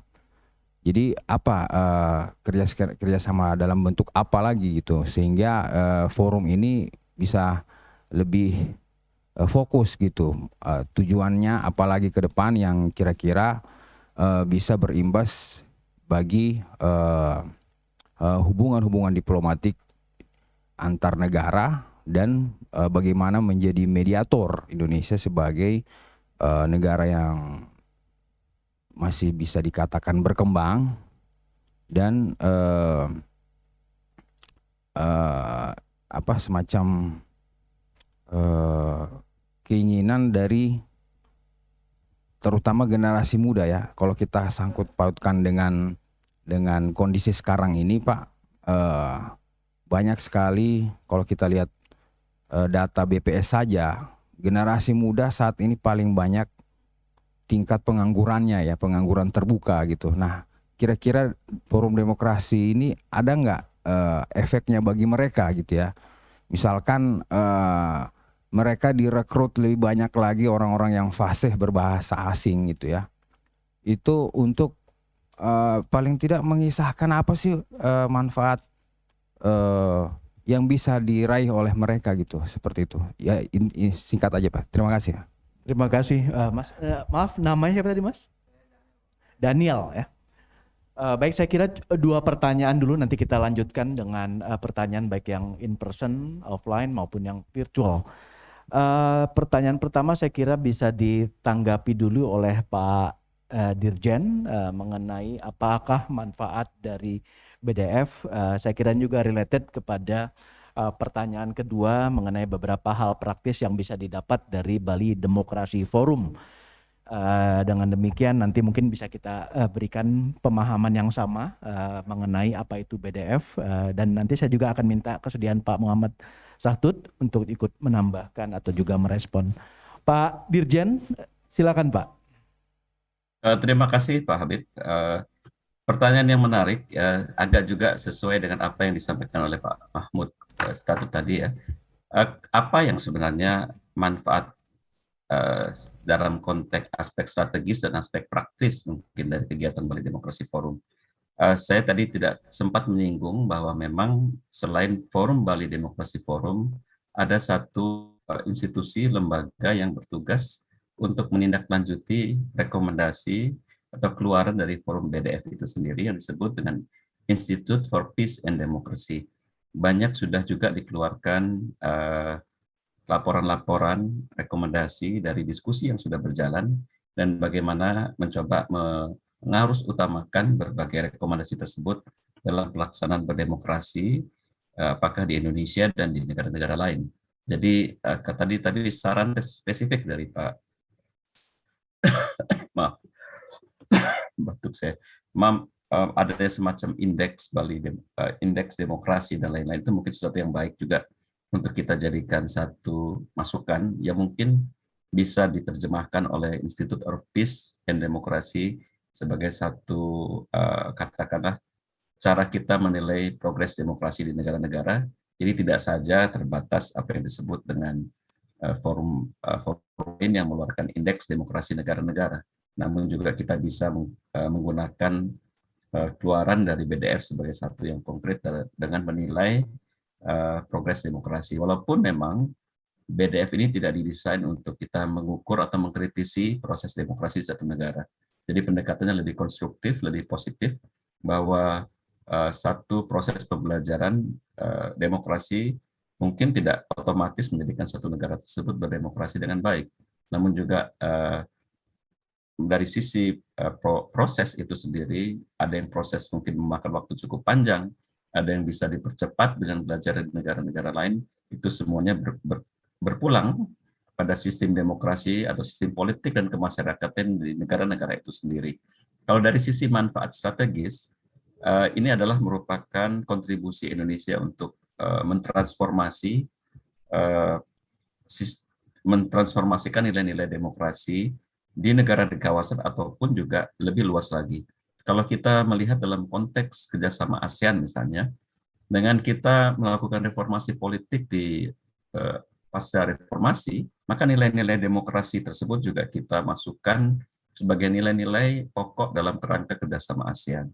Misalnya pemerintahan yang baik, pemerintahan yang melalui satu proses politik yang katakanlah demokratis ya. Dengan demikian, kalau kita mencermati perkembangan di Myanmar, di situ juga kita melakukan reservasi berangkat dari nilai-nilai demokrasi yang sudah diterima dalam piagam ASEAN misalnya. Dengan demikian, proses politik di dalam negeri kita menuju demokrasi yang dari tahun ke tahun menuju sesuatu yang lebih baik lagi, kita transformasikan dalam kerangka kawasan sebenarnya sudah berjalan, dan kita lakukan melalui BDF untuk transformasi yang lebih luas lagi. Jadi kita berbicara mengenai satu aspek strategi jangka panjang melalui proses diplomasi itu sendiri. Bagaimana dalam konteks konkretnya, mungkin itu yang juga menyangkut hajat hidup masyarakat kita lebih luas lagi. Bagaimana demokrasi deliver kesejahteraan, demokrasi bisa memberikan kemakmuran ekonomi, kesejahteraan, dan lain-lain. Itu juga salah satu yang katakanlah menjadi topik pembahasan di BDF. memang kalau kita ikuti pembahasan di BDF itu bersifat tematik yang menyesuaikan perkembangan isu dari waktu ke waktu dan juga kondisi real di satu masyarakat pada satu kurun waktu tertentu. Kalau di saat sekarang fokus kita pada isu pandemi dan bagaimana negara-negara tetap mencoba memberikan yang terbaik bagi masyarakat melalui tata kelola, disitulah sebenarnya relevansi dari diskusi tema yang kita berikan. Karena kalau kita berbicara mengenai kesejahteraan masyarakat, tadi juga ada pertanyaan dari Pak Habib atau katakanlah dari forum yang menanyakan mencari titik keseimbangan. Disitulah sebenarnya sistem demokrasi dihadapkan pada tantangan yang sangat katakanlah sangat berat ya, tidak bisa dibandingkan dengan era-era sebelumnya, bahwa pandemi ini menimbulkan satu tantangan yang sangat besar.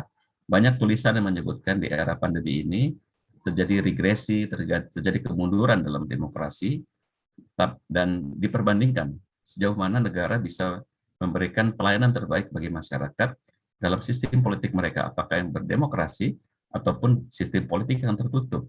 Disinilah kalau kita melihat pengalaman negara demokrasi seperti Selandia Baru, Indonesia juga tadi sudah disebutkan, ternyata bisa dalam proses mencari pola yang terbaik, kita bisa mengkombinasikan, memberikan pelayanan, kesehatan, kita bisa memastikan ekonomi bisa bergerak, dan disitulah partisipasi masyarakat tetap terjadi.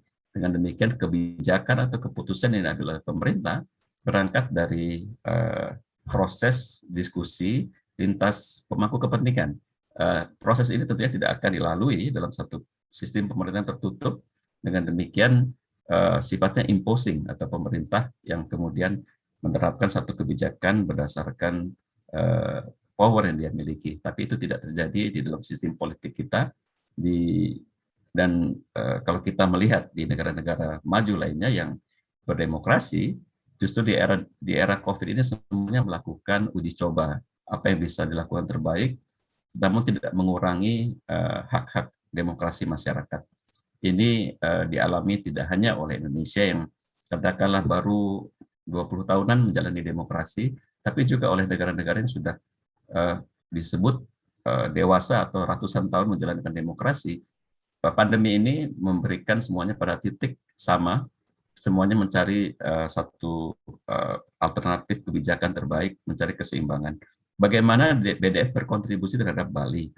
Di sini tentunya specifically atau secara khusus kita ingin mengangkat terus citra Bali di mata internasional dengan forum yang mengangkat nama Bali itu sendiri. Sebenarnya kita ingin terus menanamkan di persepsi masyarakat internasional mengenai Bali yang sekali pada waktu nanti akan dikunjungi mereka di saat pandemi berakhir.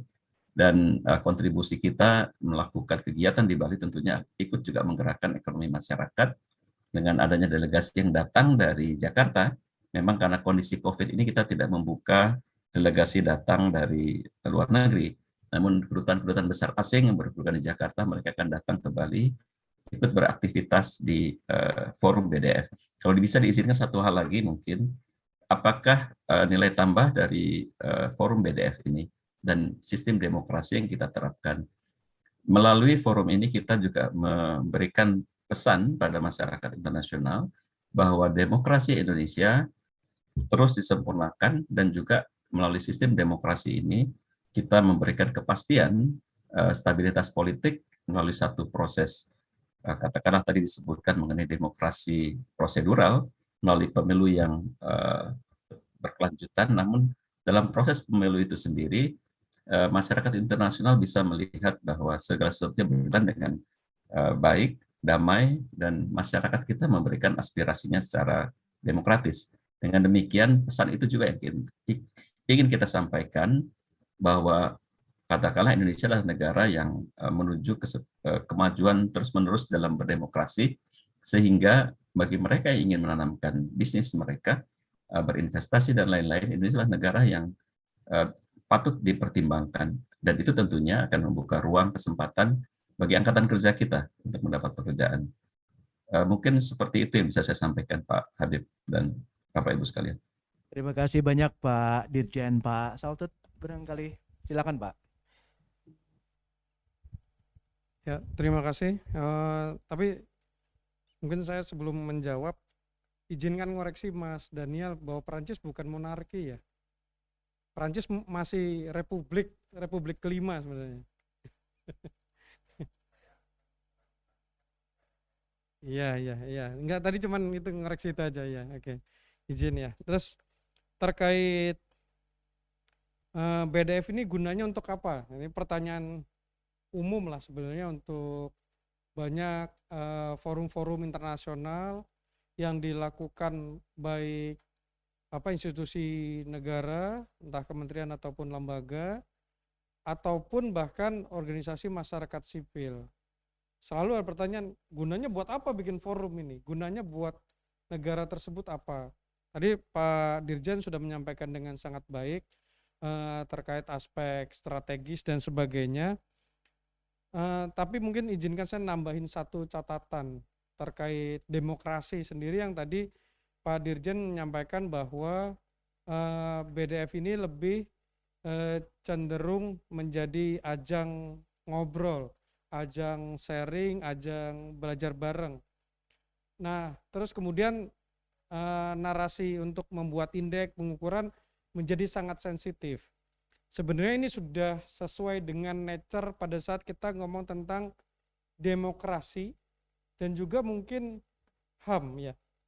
Nah, ini salah seorang guru saya, Profesor Bertrand Badi, menulis buku Diplomasi des droits de l'homme, diplomasi hak-hak asasi manusia, yang di dalamnya terkait juga ada bicara tentang demokrasi.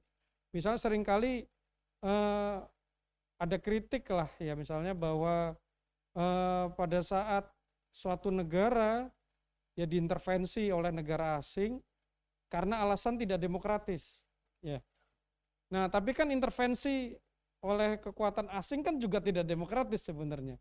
Ini yang mungkin harus dicatat dan di-highlight. Terus kemudian yang menarik dari catatan buku yang ditulis oleh Profesor Bertrand Badi, bahwa bicara tentang HAM, human rights atau droit de l'homme dalam bahasa Perancis, dan demokrasi itu sebenarnya perspektifnya sangat bergantung pada dua hal, position and interest. Bergantung pada posisi kita di mana dan interest kita apa. Yang menarik misalnya terkait HAM misalnya yang lebih sensitif dibandingkan demokrasi, pada saat misalnya bagaimana negara-negara berkembang, negara-negara yang dianggap banyak melanggar HAM, tapi justru sangat berani mengadopsi resolusi terkait bagaimana pelanggaran HAM yang dilakukan oleh perusahaan-perusahaan multinasional Pak ya di tahun 2014. Pada saat yang sama justru negara-negara yang mengkampanyekan HAM, negara-negara Eropa, negara Amerika Serikat dan sebagainya justru nggak berani. Ini kan bicara tentang position and interest. Juga misalnya kemarin R2P yang dikritik banyak orang, ini bicara yang ngomong tentang diplomasi, kebetulan saya ngajar tentang diplomasi studies, ya bicara tentang position and interest. Tentu saja Kemlu ya selumrahnya dan seharusnya mengabdi pada kepentingan nasional, bukan mengabdi kepada kepentingan negara lain, itu clear itu. Nah, misalnya kemudian ada catatan menarik misalnya, sekaligus ini titipan pertanyaan dari Pak Menteri Agama.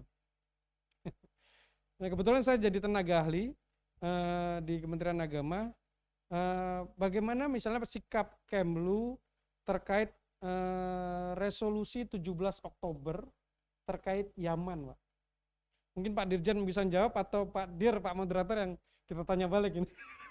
Terkait di situ kan ada pelanggaran HAM dan sebagainya, ada institusional intervensi tanda kutip demokrasi di Yaman oleh Saudi misalnya. Ya, kalau misalnya sebelumnya kita cenderung abstain 2020, tapi terakhir kita cenderung berpihak pada Saudi ya. Ya, ini kan ada banyak pertimbangan.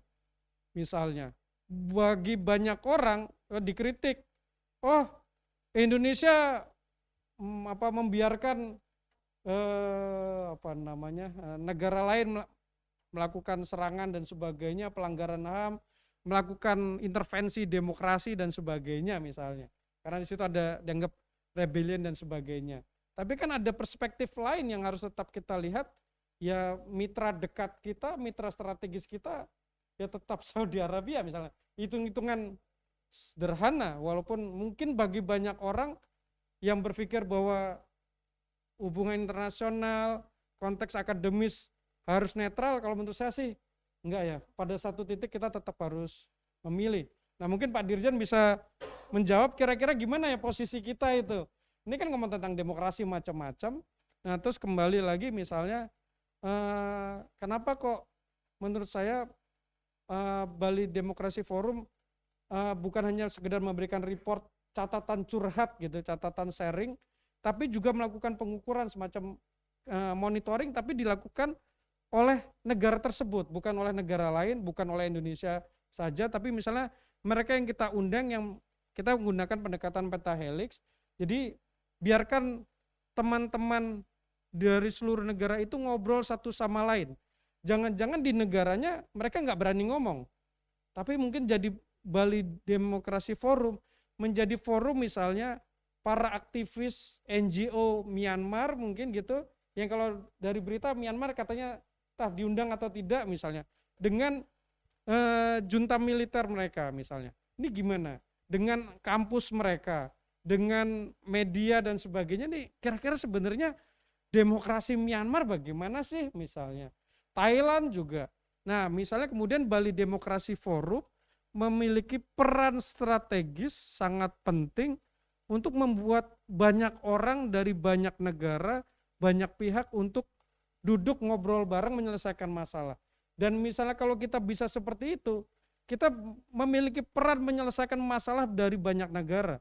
Misalnya kemudian ada mungkin Bali Declaration Peace untuk Myanmar, Bali Declaration Peace atau Bali Agreement untuk kasus misalnya di Syria dan sebagainya. Wah itu luar biasa, itu mimpi saya mungkin sebagai seorang akademisi, itu peran Indonesia sebagai menjalankan amanat konstitusi untuk menjaga perdamaian dunia, itu bisa terlihat itu Pak Dirjen ya, Pak Dir ya. Itu terus yang terakhir misalnya bagaimana manfaatnya secara operasional, misalnya tadi terkait pengangguran dan sebagainya, itu tentu saja sangat debatable ya. Kita bisa debat macam-macam apakah berdampak langsung atau tidak. Ya bisa jadi berdampak misalnya kalau ada undangan secara fisik. Kalau misalnya tidak fisik, ya misalnya secara daring, dampaknya mungkin kurang. Tapi bisa jadi ada turunan-turunannya, misalnya bahwa para pemuda kita kasih kanal khusus ngobrol misalnya. Itu mungkin bisa punya dampak. Ya, misalnya walaupun forumnya hybrid, ya tidak berdampak secara ekonomi secara langsung, tapi mereka bisa bersuara.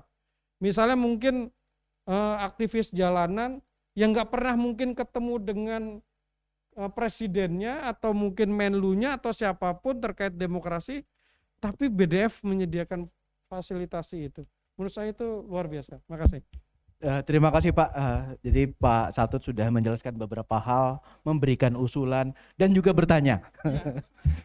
Untuk yang terakhir Pak, sebagai highlight saja, di Bali Demokrasi Forum juga kita punya 2 forum paralel lainnya Pak. Bali Civil Society and Media Forum. Itu tadi Bapak sebut peran civil society untuk juga bersuara dari kawasan.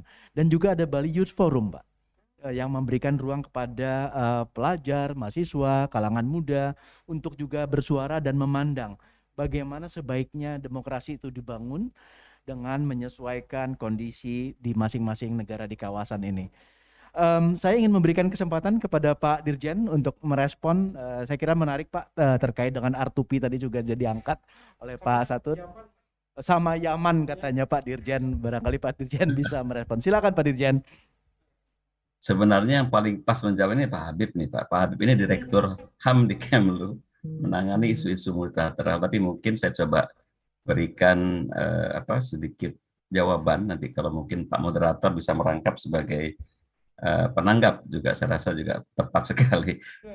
Saya kalau pertanyaan terakhir mengenai isu Yaman Pak ya, memang ada satu artikel yang kemarin kalau saya tidak salah diangkat oleh The Guardian yang menuliskan mengenai isu ini, tapi kita melihat bahwa dari sisi penulisan sendiri tidak cukup fair ya, tidak cukup adil. Karena kenapa yang disasar atau yang diangkat itu Indonesia saja? Karena kalau kita melihat hasil resolusi tersebut, banyak negara yang tidak sejalan dengan pihak Barat yang mengajukan resolusi terkait isu Yaman ini.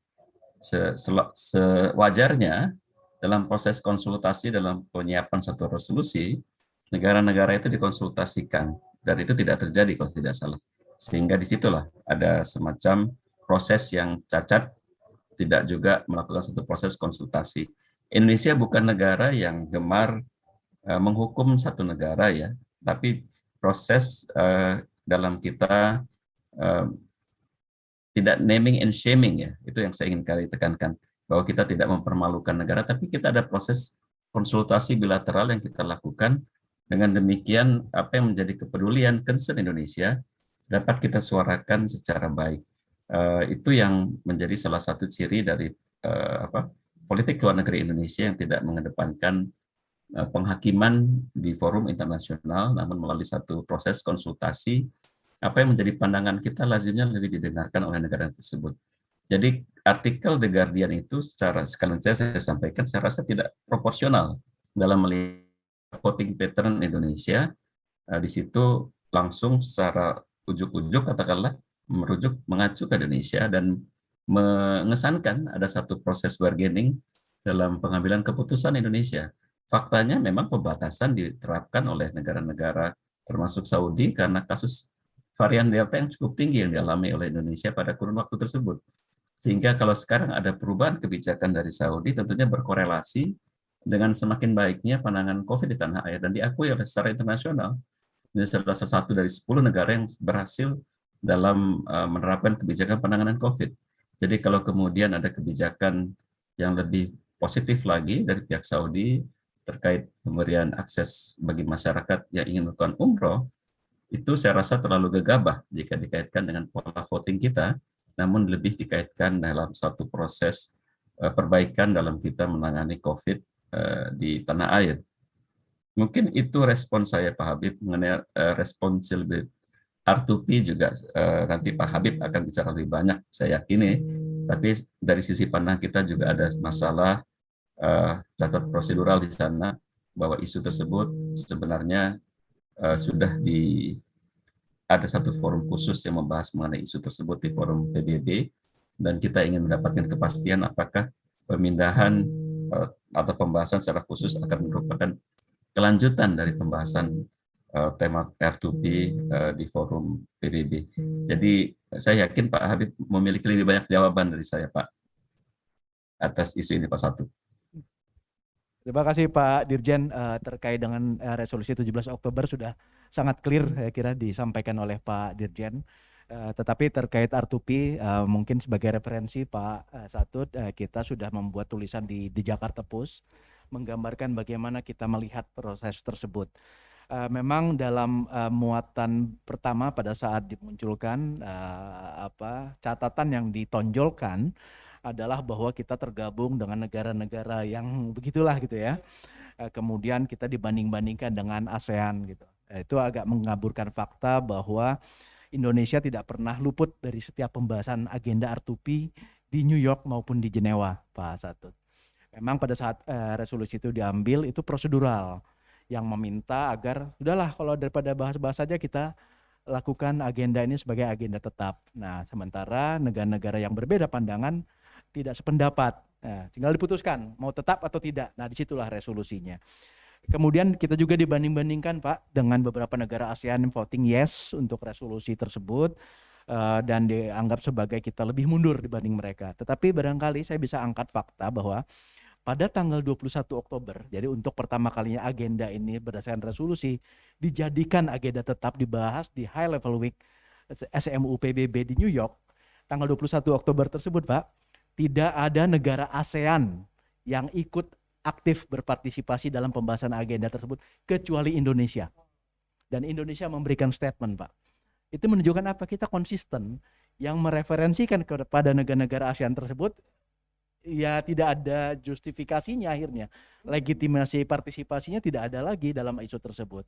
Dan sekali lagi Indonesia tidak pernah takut untuk membahas agenda tersebut apabila dilakukan secara objektif, tidak beragenda politik, dan bertujuan yang tulus untuk membangun kesepakatan global penghindaran kejahatan terhadap manusia, genocide maupun atrocities yang diakibatkan oleh konflik dan sebagainya oleh negara.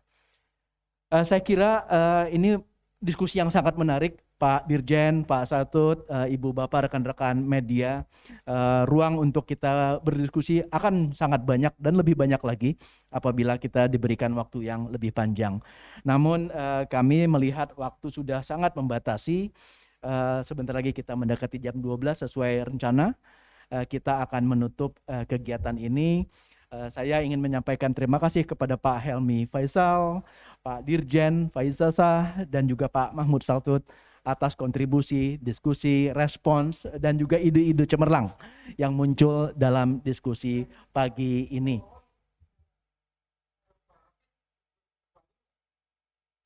Nanti ada tim yang ikut ke Bali. Saya kira kita bisa tutup diskusi kita pagi ini, dan akhir kata lebih dan kurangnya kami mohon maaf jika ada yang kurang pas, kurang tepat. Tentu yang kita harapkan kita mendapatkan pengetahuan, kontribusi ilmu dan informasi yang lebih baik dan lebih detail dengan diskusi ini. Akhir kata saya mengucapkan sekali lagi terima kasih kepada rekan-rekan media baik yang hadir di ruangan maupun melalui media virtual. Wassalamualaikum warahmatullahi wabarakatuh dan salam sehat. Terima kasih.